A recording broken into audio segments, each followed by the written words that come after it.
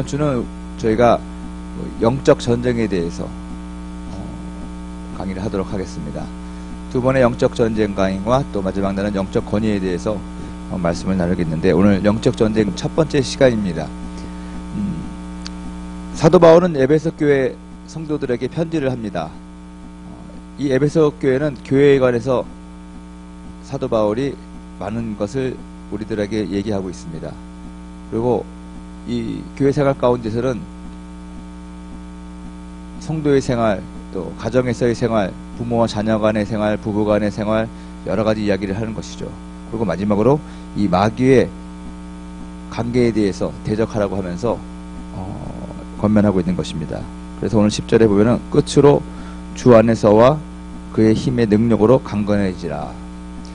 마지막으로 당부에 말하는 것이 이 영적 싸움에 대해서, 영적 전쟁에 대해서 바울은 이야기하고 있다는 것입니다. 마지막으로 얘기하는 것이 중요한 거잖아요. 우리가 이 세상을 살아가는 데 있어서 여러 가지 어떤 도덕과 윤리와 그런 규범들을 지키고 살아갑니다.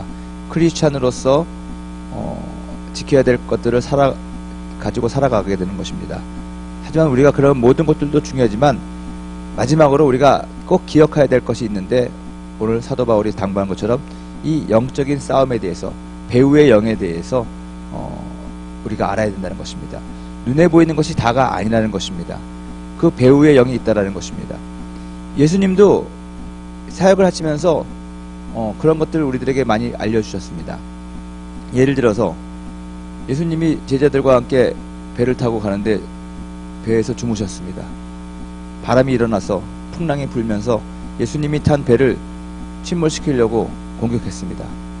제자들이 물을 퍼내고 아무리 노력을 했지만 역부족이었습니다.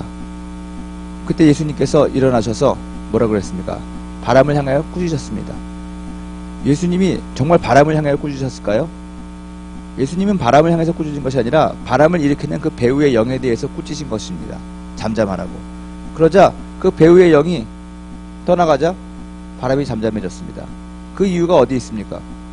거라사 지방으로 가고 있었는데 그 마가복음 5장에 보면은 예수님이 그 풍랑을 뚫고 거라사 지방에 도착하자마자 거기에 군대 귀신 들린 자가 있었습니다.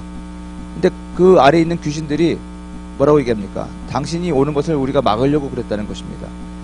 자신들이 쫓겨나가는 것을 알았기 때문에 그 귀신들이 바람을 일으켜서 예수님을 공격한 것입니다. 예수님은 바람을 향해서 꾸짖으신 것이 아니라 바람을 일으키는 배후의 영에 대해서 꾸짖으신 것이죠. 이것을 우리가 알아야 된다는 것입니다. 우리도 우리 주변에 일어나는 그 모든 일들의 배후에 영이 있다는 것입니다. 오늘 12절에 보면 우리의 씨름은 혈과 육을 상대하는 것이 아니라고 말했습니다. 개역개정에는 우리의 씨름을 우리의 씨름이 혈과 육을 상대하는 것이 아니라고 했지만, 이걸 원문으로 보고 또 정확하게 좀 더 쉽게 풀어보면은 우리들이 이 땅에 살고 있는 사람들과 싸워서는 안 됩니다. 그렇게 되어 있다는 것입니다. 우리들은 사람들과 싸웁니다. 우리들은 우리들의 환경들과 싸웁니다. 그들과 싸우는 것이 아니라 그 배후에 있는 정사와 건세와 세상 주관하는 어둠의 영과 하늘에 있는 악한 영들에 대해서 싸우라는 얘기입니다. 사람을 미워하지 말라는 말이죠. 그 사람이 그러는 것이 아니라 그 배후에 그 영이 있다는 것입니다. 바람을 보고 왜 이렇게 풍랑이 몰아치냐, 그런 것이 아니라 그 풍랑을 일으켜서 우리를 삼키려 하는 그 배후의 영에 대해서 예수님이 꾸짖으신 것처럼, 여러분들도 여러분들의 주변에 일어나는 그런 일들에 관해서 그 상황과 환경과 눈에 보이는 것으로만 여러분들이 생각하는 것이 아니라 그 배후에 있는 그 영을 알아야 된다는 것입니다. 여러분, 우리가 잘 알다시피 4차원이 3차원을 지배하는 거 아니겠습니까? 우리는 눈에 보이지 않는다고 해서 그것을 무시하면 안 된다는 것입니다. 그 보이지 않는 그런 무엇인가가 그들을 충동질하고 우리들을 넘어뜨리고 한다는 것입니다. 바울은 에베소 교회 교인들에게 지금 이 교회에 있는 분쟁과 교회가 지금 시끄러운 그것만 바라보지 말고 그것을 그 배후에서 충동질하고 일으키는 그 배후의 영에 대해서 너희들이 대적해야 된다는 것입니다. 그 보이지 않는 그 배후의 영들과 싸우는 전쟁을 우리가 뭐라고 얘기합니까? 영적 전쟁이라고 얘기한다는 것입니다. 영적 세계는 우리가 크게 세 가지의 영역으로 나눌 수가 있습니다. 첫째는 육과 혼과 영입니다. 그래서 육에 속한 사람이 있고 홀에 속한 사람이 있고 영에 속한 사람이 있습니다. 여러분 육에 속했다고 해가지고 이것이 다 영적이지 않다 그렇게 얘기하면 안 됩니다. 우리들이 이 태어나면서부터 우리들의 어떤 그런 기질에 따라서 또 우리들이 살아가는 그런 삶의 현장 가운데에서 개발이 되고 또 많이 발전되는 부분이 있습니다. 운동선수들 같은 사람들은요, 이 몸을 쓰는 사람들입니다. 노동하는 사람들, 몸을 쓰는 사람들입니다. 자연히 그들은 육적이 될 수밖에 없다는 것입니다. 육적이라고 해서 나쁜 것이 아니에요. 성경에도 보면 육적인 사람들을 통해서 하나님께서 또 많이 선지자로 쓰기도 했습니다. 사사로 쓰기도 했습니다. 대표적인 사람이 누굽니까? 삼손. 여러분 다윗도 육적인 사람이었습니다. 어떻게 보면요. 다윗이 하나님의 마음에 가장 합한 자였는데 다윗이 어떤 영적인 그런 노래를 부르고 영적인 하나님의 어떤 센시티브가 있었지만 그의 삶을 보면은 다윗은 상당히 육적인 사람이었습니다. 육이 강했던 사람입니다. 싸움 잘했던 사람입니다. 여러분 골리앗하고 싸워서 이겼습니다. 여러분 장수였다라는 것입니다.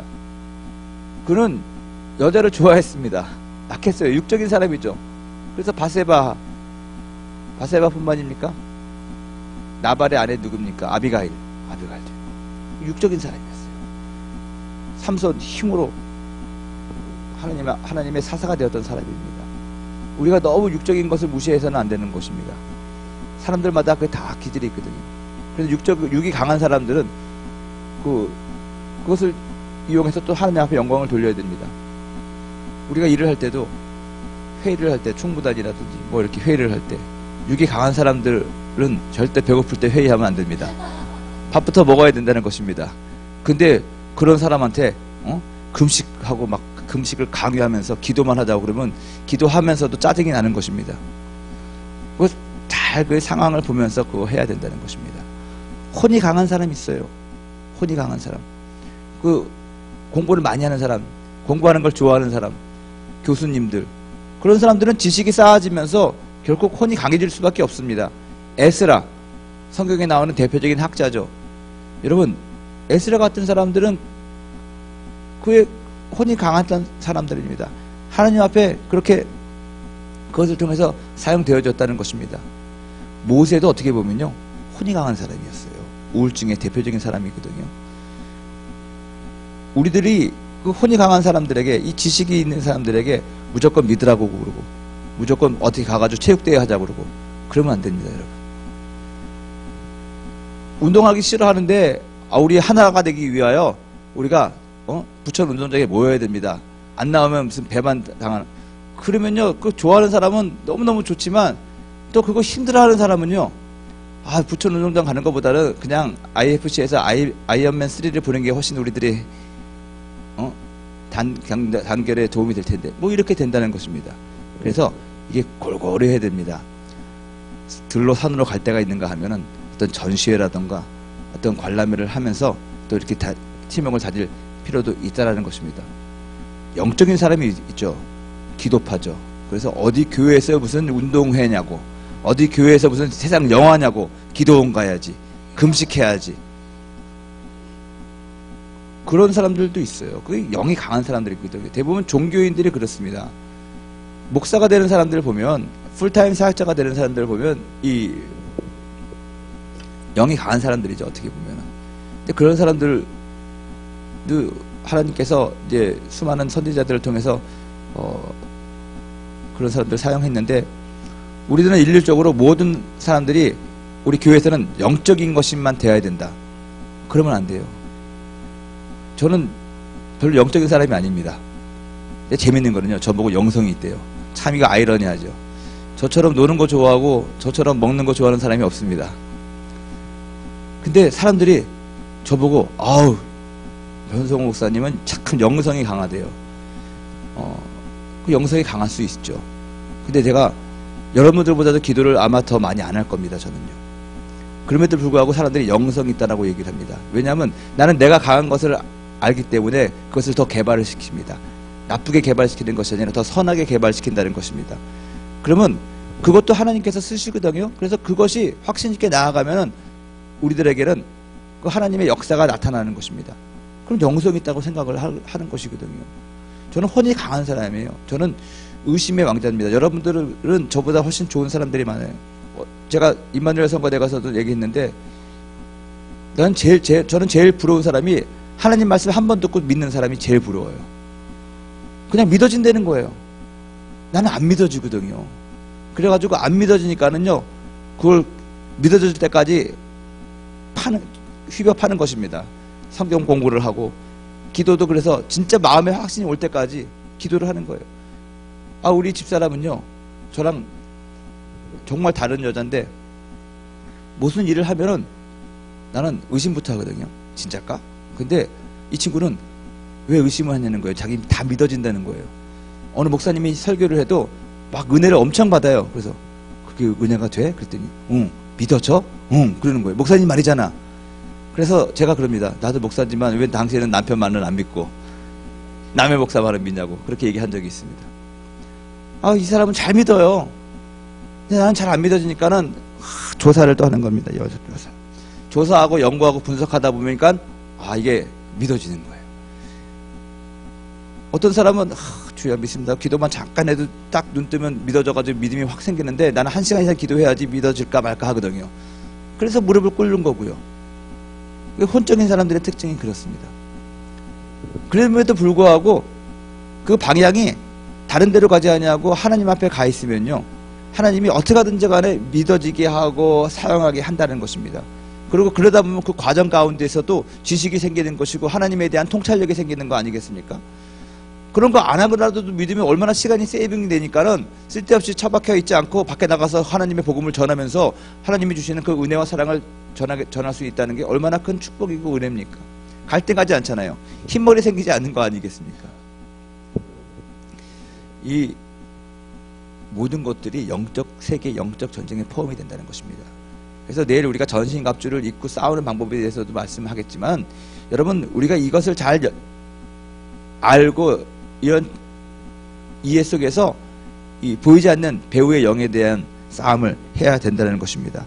바울은 얘기합니다. 끝으로 너희가 주 안에서와 그의 힘의 능력으로 강건해져야 되는데, 마지막 최후의 승리를 얻기 위하여 우리 성도들이, 우리 교회가 보이지 않는 이 악의 세계와 싸워야 되는데 알아야지 제대로 공격할 수 있다라는 얘기입니다.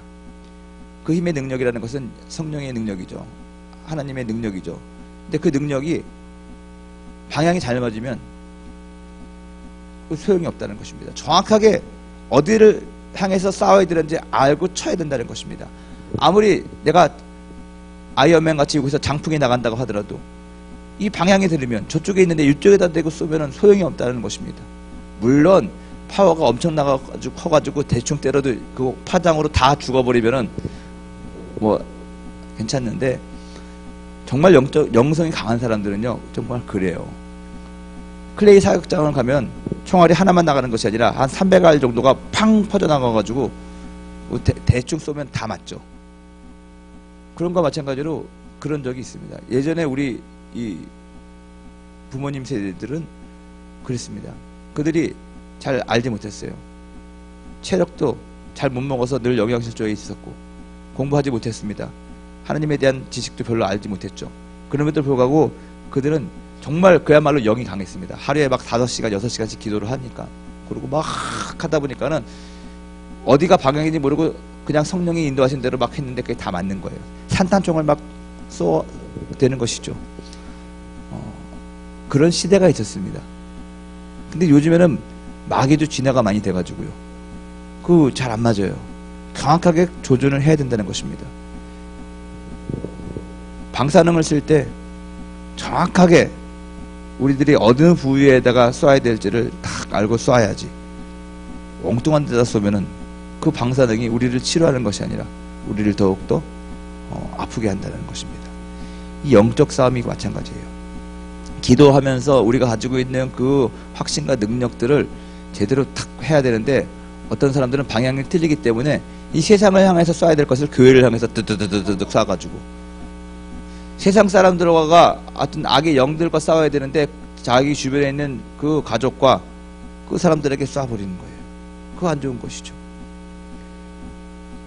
비비탄, 비비총 알죠? 비비탄. 이게 맞으면 아파요, 안 아파요? 엄청 아픕니다. 근데 제가 네팔 살 때 까마귀가 너무너무 많은 거예요. 까마귀가. 그래서 우리가 그때 그 집에 새 들어 살 때 유난히 거기는 까마귀가 많은데 도무지 까마귀 때문에 잠을 잘 수가 없어요. 시도 때도 없이. 그 까마귀는 이상하게 밤에도 울어요. 밤에. 특별히 밤에 우는데 아주 기분이 나쁘게 우는 거예요. 그리고 우리가 3층에 살았는데 그 원인이 뭐냐면 이제 2층에 사는 그 인도 사람이 그 까마귀한테 밥도 주고 뭐 아무튼 그럼 까마귀를 숭배해요. 까마귀를 숭배해. 힌두교. 그러다 보니까 막 까마귀와 막 그런 게 많아가지고 3층에 사는 우리 집 거기다가 막 까마귀들이 막 있고 빨래를 널어놔도 까마귀들이 딱 앉았는데 까마귀들이 들어와요. 그리고 막 균도 있고. 그래가지고 빨래를 넣을 수도 없는 거예요. 그 베란다에. 그래가지고 저 까마귀를 어떻게 못 오게 할까. 그런데 한국에 왔는데 여기 보니까 똑같이 생긴 총인데 그 안에 총알 넣어가지고 하면 야 이거 막 진짜 아픈 거예요. 그래서 내가 좀 나쁜 얘기지만 그걸 사가지고 가가지고 까마귀를 쏘려고 갔는데 우리 집에서 난리가 난 거예요. 왜 난리가 났냐. 우리 아들이 지 동생들한테 사가지고 까마귀를 쏘라고 그랬지. 지 동생들 여자애들 쏘라고 그랬습니까? 그래가지고 우리 루시아가 여기가 밤탱이 되고 막 그냥 죽는다 그러고 걔를 그렇게 했으니까 우리 아들은 어떻게 됐겠습니까? 나한테 반 죽었죠. 어디다 쏴야 될지를 모르면 이게 독이 된다는 것입니다. 그래서 오늘 바울은 얘기합니다. 근본적으로 우리들의 싸움이 사람들에게 있는 것이 아니라 사람들을 혈과 육에 있는 것이 아니라 그 배후에 있는 영들에 대해서 우리가 대적해야 된다는 것입니다. 그래서 여러분 명심하십시오. 영적 전쟁을 한다는 것은 배후의 영을 대상으로 하는 거니까 여러분들 앞에 놓여져 있는 사람은 미워하지 마십시오. 그들과 싸우려고 하지 마십시오. 기도부터 하십시오. 가족이 괴롭히죠. 여자친구 남자친구가 괴롭히죠. 저 왼수들 이상하게 왼수라고 그러면서도 끝까지 같이 지내고 같이 살잖아요. 근데 그러지 마시고 그 배우의 영에 대해서 막 대적을 하시기 바랍니다. 왜 저 사람은 저 습관을 버리지 못할까? 왜 저 사람은 오락에 빠져가지고 저렇게 될까?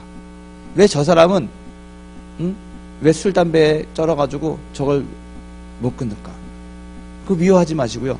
기도를 해드려야 돼요. 기도. 아주 영적인 싸움, 대적 기도를 해줘야 된다는 것입니다. 그 배우의 영에 대해서 우리가 싸워서 이겨줘야 된다는 것입니다. 여기 12절에 보면은 우리의 씨름이 혈과 육을 상대하는 것이 아니라 통치자들과 권세자들과 이 어둠의 세상 주관자들과 하늘에 있는 악의 영들을 상대함이라고 했는데 이 구절로부터 나온 두 가지 이론이 있습니다. 첫 번째 이론은 지역 악령이라는 거예요. 그건 뭐냐면은 지역 악령이라는 것은 지역마다 그 배후에 그 지역을 그렇게 다스리는 통치하는 배후의 영이 있다는 것입니다. 이것이 지역 악령입니다. 여기 보면은 통치자들이죠. 또 권세자들이죠. 그 지역에서 그 권세를 행하는 그 권세들과 거기서 리더 역할을 하는 사람들, 그런 사람들의 배후에 보면은 결국 그 지역을 다스리는 어떤 그런 정체가 나타난다는 것이죠. 그 지역을 잡고 있는 세상 주관자들, 하늘에 있는 악한 영들, 그거에 대해서 우리가 제대로 알아야 된다는 것입니다. 예를 들어 가지고 어느 지역에 가니까는 유난히 음란한 지역인 거예요. 리더를 보니까는 그 지역을 통치하는 세상 말로 동장, 이장이 부인이 2명이 있어. 그거 음란한 거거든요. 근데 그 사람뿐만이 아니라 계속해서 그런 사람이 거기서 지배를 하고, 어느 지역에 가니까 계속해서 그런 업소들만 계속해서 모여져 있고 그렇습니다. 또 어떤 데 가면은 조폭 두목들이 막 그런 걸 다 그걸 합니다. 그거 지역 악령들입니다, 여러분. 이거 제가 이런 말 하면 좀 되게 그렇지만 이 서울과 이 업계에도요, 건축업계 뭐 그런 데를 보면은 주로 권세자들이 뭐냐면 주먹을 쓰는 사람들이 뭐 그래요. 그럼 여러분 그것이 있어요. 그래서 건축을 하고 뭐 하고 그런 사람들은요, 이 뒷돈을 대면 안 되고 정상적인 어떤 방법으로 그 운영이 안 돼요.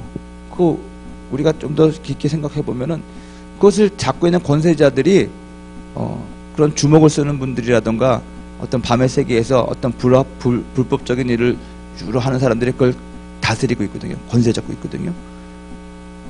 그 대적을 해야 되는 거예요. 특히 여러분들이 이제 앞으로 그런 건축업에 한다.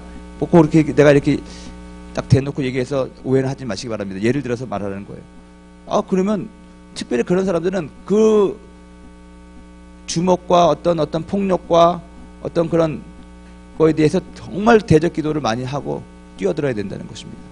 연예계들, 여러분 정말 이 대중문화 예술계를 갖고 있는 그 세력들이, 그 배우의 세력들이 뭔지 여러분 아시잖아요.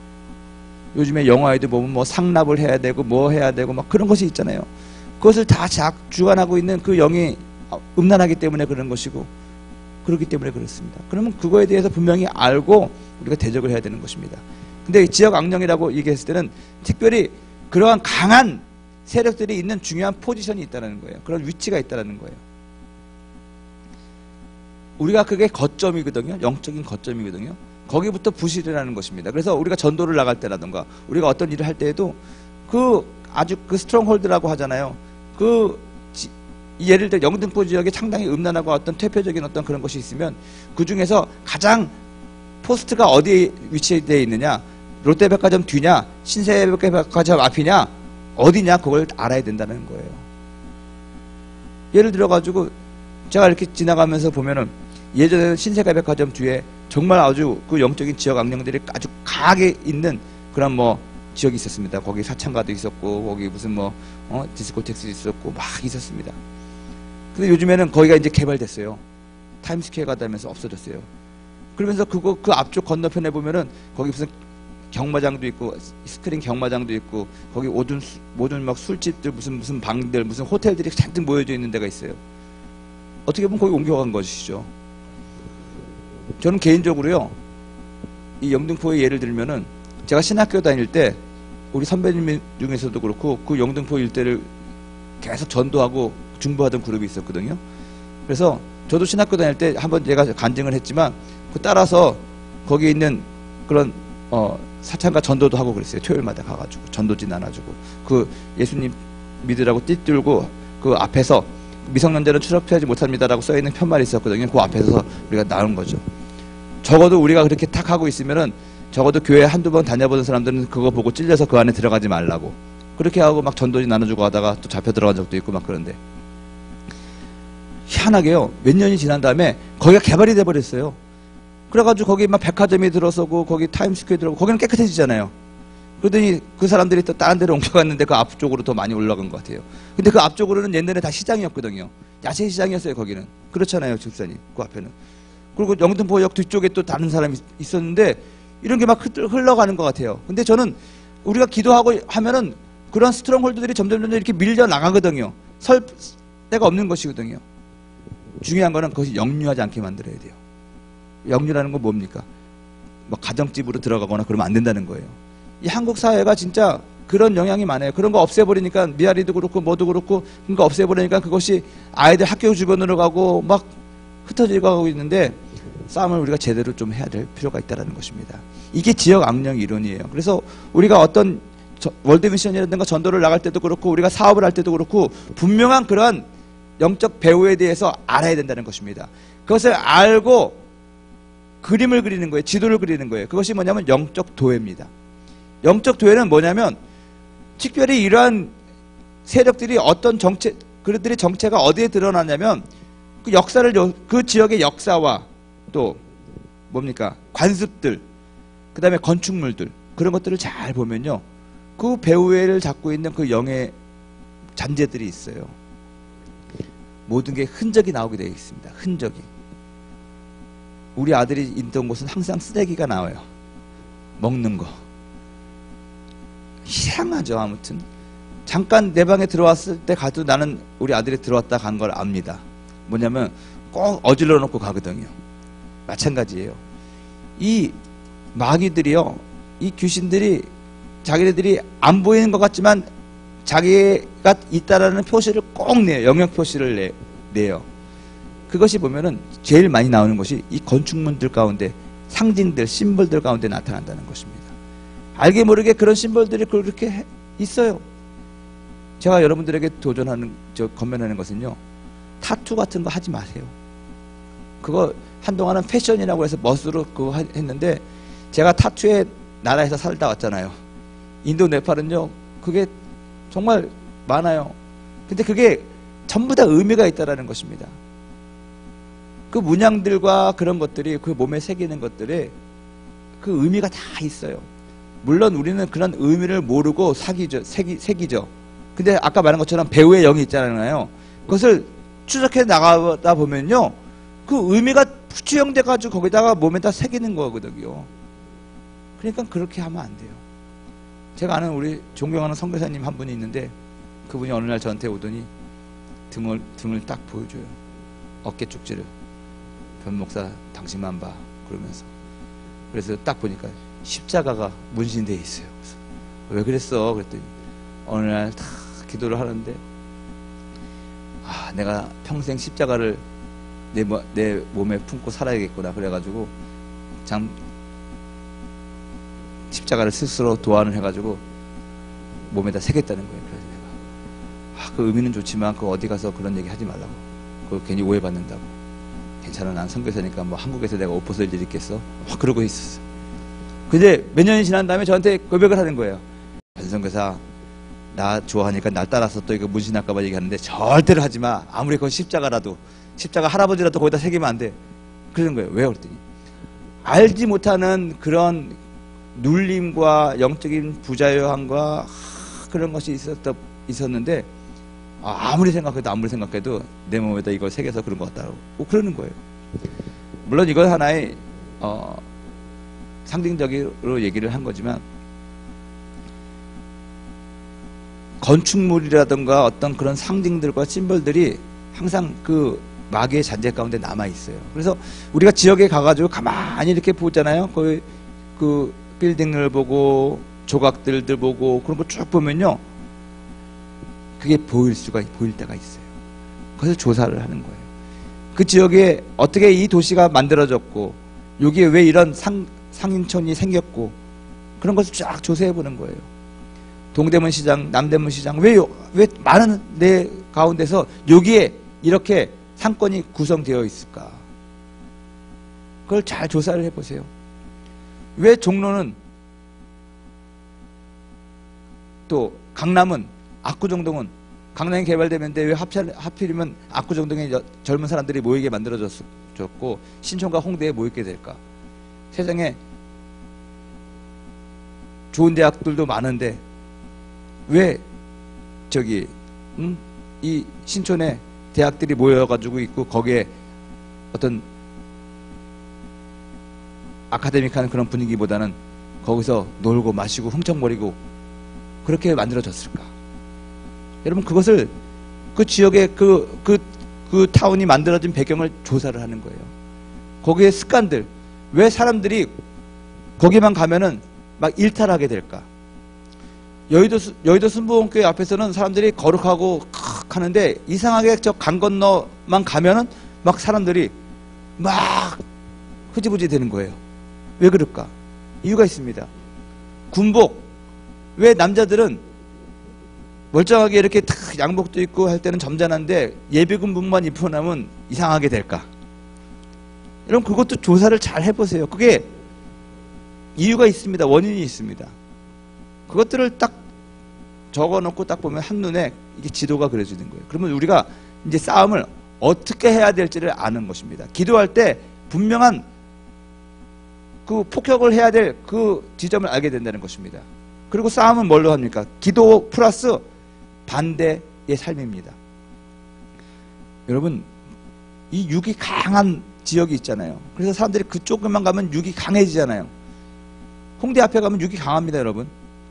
그래서 거기에만 가면 사람들이 막, 우리도 좀, 뭐라 그럴까, 막 먹고 마시고 놀자, 뭐 그렇게 한다고 합시다. 그러면 그쪽에서 살아가는 사람들은요, 반대 정신으로 살아가야 되고 그래야 되는 거예요.